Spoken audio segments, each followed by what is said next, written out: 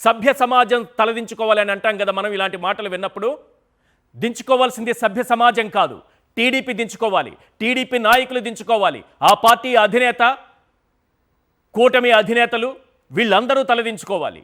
ఒక మహిళ గురించి ఇంత నీచాతి నీచంగా మాట్లాడే సంస్కృతి వీళ్ళకి ఎక్కడి నుంచి వచ్చింది? పిల్లలు ఎక్కడి నుంచి ఎదుగుతారు చెప్పండి? తల్లిదండ్రులను బట్టే పిల్లలు ఎదుగుతారు కదా. పార్టీ అధినేత నుంచే ఆ పార్టీ నాయకుల యొక్క వాళ్ళ వ్యవహార శైలి కూడా ఆధారపడి ఉంటుంది. గాలి ముద్దు కృష్ణమనాయుడు కొడుకుగా రాజకీయాల్లోకి వచ్చి ఆ తండ్రి ఆత్మ కూడా ఈరోజు సిగ్గుతో తలదించుకుంటుంది ఇలాంటి మాటలు మాట్లాడితే. వీళ్ళకి ఆడవాళ్ళంటే గౌరవం లేదు, మహిళలంటే కాస్తంత కూడా గౌరవం లేదు. వాళ్ళ ఆత్మగౌరవాన్ని దెబ్బతీయడం, వాళ్ళ ఆత్మగౌరవాన్ని, క్యారెక్టర్ని దెబ్బతీసి దానిపైన తమ రాజకీయ జీవితాన్ని వెలగబెట్టాలనుకునేటటువంటి నాయకులు వీళ్ళు. ఒకరా ఇద్దరా? ఒక మహిళ పట్ల, ఒక మహిళా నాయకురాలి పట్ల ఒకరా ఇద్దరా టీడీపీ వాళ్ళు? రాజకీయంగా మాట్లాడాలంటే రాజకీయంగానే మాట్లాడండి. రాజకీయ విమర్శలు చేయాల్సి వస్తే రాజకీయ విమర్శలే చేయండి. విమర్శకు ప్రతి విమర్శ చేయండి, కౌంటర్కు ప్రతి కౌంటర్ ఇవ్వండి. కానీ మీరు ఏం మాట్లాడుతున్నారు? ఎలాంటి మాటలు మాట్లాడుతున్నారు?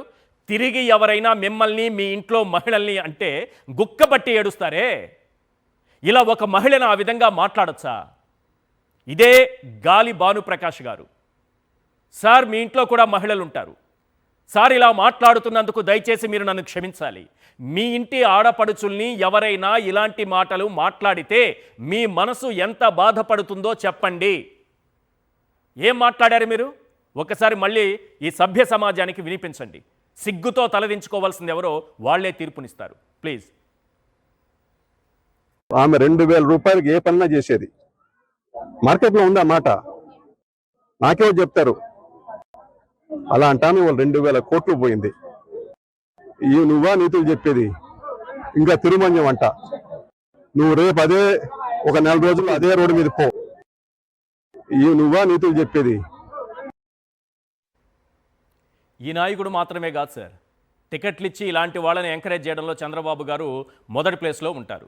బండారు సత్యనారాయణ మూర్తి గారు చాలా రాజకీయ అనుభవం ఉన్నటువంటి నాయకులు, చాలా గౌరవం కూడా ఉంటుంది వారంటే. కానీ అలాంటి వ్యక్తి ఎలాంటి మాట మాట్లాడారు? ఏం మాట్లాడారు? అసలు మాట్లాడొచ్చా? ఇలాంటి మాటలు పోనీ మీ కుటుంబ సభ్యులకు వద్దు, మీ కుటుంబ సభ్యులని నేను అనను, ఎందుకంటే ఆ స్థాయికి నేను ఇంకా దిగజారలేదు. కనీసం ఇలాంటి మాటలు మీ కుటుంబ సభ్యుల్ని ఎవరైనా అంటే అని కూడా అనట్లేదు, ఆ స్థాయికి నేను దిగజారను. కానీ ఇలాంటి మాటలు మాట్లాడినప్పుడు మీ ఇంట్లో మహిళలైనా మిమ్మల్ని సమర్థిస్తారా? మీ ఇంట్లో తల్లి, పెళ్ళాం, చెల్లి, అక్క అందరూ ఉంటారు కదా, వీళ్ళైనా మిమ్మల్ని సమర్థిస్తారా? మీరు మాట్లాడేటటువంటి మాటల్ని చంద్రబాబు నాయుడు గారు సమర్థించారా లేదా? లోకేష్ గారు సమర్థించారా లేదా? పవన్ కళ్యాణ్ గారు సమర్థించారా లేదా? ఇవన్నీ పక్కన పెడితే మీ ఇంట్లో ఉన్న ఆడపడుచులు, మీ ఇంట్లో ఉన్నటువంటి మహిళలు మిమ్మల్ని గౌరవిస్తారా? మీ మాటల్ని సమర్థిస్తారా? చాలా చక్కగా మాట్లాడారు రాజకీయాల్లోకి వెళ్ళని మిమ్మల్ని పొగడ్తలతో ముంచెత్తుతారా? ఏంటి సార్ ఇది? ఏం మాట్లాడుతున్నారు ఒక మహిళని? ఒక రోజా గారి గురించే కాదు, వైఎస్ఆర్సీపీలో ఉన్నటువంటి నాయకురాళ్ళందరికీ ఇదే బాధ. ఎవ్వరిని వదిలిపెట్టరు. క్యారెక్టర్ అసాసినేషన్ చేయటం, ఆ క్యారెక్టర్ అసాసినేషన్ పైన ఇటుకలు పేర్చుకుంటూ మన రాజకీయ జీవితాన్ని నిర్మించుకోవడం టీడీపీ నాయకులకు ఒక అలవాటుగా మారిపోయింది. బండారు సత్యనారాయణ మూర్తి గారు ఏం మాట్లాడారో ఒకసారి ప్లే చేయండి. సభ్య సమాజం, మళ్ళీ చెబుతున్నా, సభ్య సమాజంగా తలదించుకోవాల్సింది టీడీపీ దించుకోవాలి, ఆ పార్టీ నాయకులు తలదించుకోవాలి. ప్లీజ్ ఒకసారి ప్లే చేయండి. నేను అడుగుతున్న రోజా, నీ బతుకు ఎవరికి తెలదో? బ్లూ ఫిల్మ్లో యాక్ట్ చేసిందా నువ్వు? ఇప్పుడు మా దగ్గర ఉన్నాయి. నీ బతుకు బయలు పెట్టకూడదని నీ బ్లూ ఫిల్మ్ మా దగ్గర ఉన్నా ఎప్పుడు మీరు రిలీజ్ చేయలేదు. అడుగుతున్నాను. 98లో మిర్యాలగూడ ఎలక్షన్స్కి తెలుగుదేశం పార్టీ ప్రచారానికి వచ్చి నువ్వు ఎవడింటో పడుకున్నావు. నేను అక్కడే ఉన్నాను వేళ యాజ్ ఏ ప్లానింగ్ బోర్డ్ చైర్మన్గా. ఎందుకు వచ్చావు? అవి మా పార్టీ మనిషి కావు. అప్పుడు యాక్టరే. ఎవరితో వచ్చావు చెప్పమంటావా? నువ్వు ఏ గెస్ట్ హౌస్లో ఉన్నావా? రోజా, నీ బతుకు ఇప్పమంటావా? మన దరిద్రం, మన దౌర్భాగ్యం ఏంటంటే అతను ఇంకా రాజకీయ నాయకుడిగా రాజకీయాల్లో చలామణి అవుతున్నారు. ఇలాంటి మాటలు మాట్లాడిన వ్యక్తి ఇప్పటికీ ఒక పొలిటీషియన్గా ఈ రాజకీయాల్లో చలామణి అవుతున్నారు. ఎవరి పుణ్యాన? మన చంద్రబాబు నాయుడు గారి పుణ్యాన. అంటే మన ఇంట్లో మహిళల జోలికి ఎవరొచ్చినా మనం తాట తీస్తాం. నేనైనా, మీరైనా, ఎవరైనా. అది లోకేష్ గారైనా, పవన్ కళ్యాణ్ గారైనా, నేనైనా, మీరైనా, ఎవరైనా మహిళల జోలికి వస్తే తాట తీస్తారు. మరి ఈ విధంగా మాట్లాడుతుంటే, ఈ రకంగా మహిళల్ని కించపరుస్తుంటే ఎవరు తాట తీయాలి? తాట తీస్తాను అన్నటువంటి పవన్ కళ్యాణ్ ఏమైపోయారు? ఆ పవన్ కళ్యాణ్ గారి గురించి కాసేపట్లో క్లియర్గా చెప్తాను. పవన్ కళ్యాణ్ గారి కంటే ముఖ్యంగా ఎన్టీఆర్ కుమార్తెలు ఇద్దరు.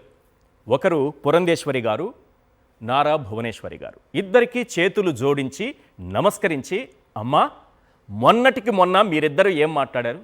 ప్రశాంత్ రెడ్డి గారికి మద్దతుగా రోడ్డు మీదకి వచ్చి మాట్లాడారు, బయటకు వచ్చి మాట్లాడారు, బహిరంగంగా మాట్లాడారు, ఆమెకు మద్దతుగా నిలబడ్డారు. అమ్మా ఇప్పుడు మీ పార్టీ నాయకులు, టీడీపీ నాయకులు రోజా గారి గురించి మాట్లాడారు. ఎన్టీఆర్ కూతుళ్ళు మహిళల ఆత్మగౌరవాన్ని పెంచినటువంటి, నేను ఎందుకు మీ ఇద్దరి పేర్లు ప్రత్యేకంగా ప్రస్తావిస్తున్నానంటే, ఎన్టీఆర్ అనేటటువంటి మహానాయకుడు మహిళల ఆత్మగౌరవాన్ని పెంచే విధంగా ఎన్నో నిర్ణయాలు తీసుకున్నారు. ఆయన కడుపున పుట్టినటువంటి మహిళలుగా మీరిద్దరూ రోజా గారికి సపోర్టుగా కూడా మాట్లాడాల్సిన అవసరం ఉందా లేదా? ఉందా లేదా? మరి ఎందుకమ్మా మాట్లాడరు? చేతులు జోడించి నమస్కరించి మిమ్మల్ని అడుగుతున్నా, ఎందుకు మీరిద్దరూ మాట్లాడరు?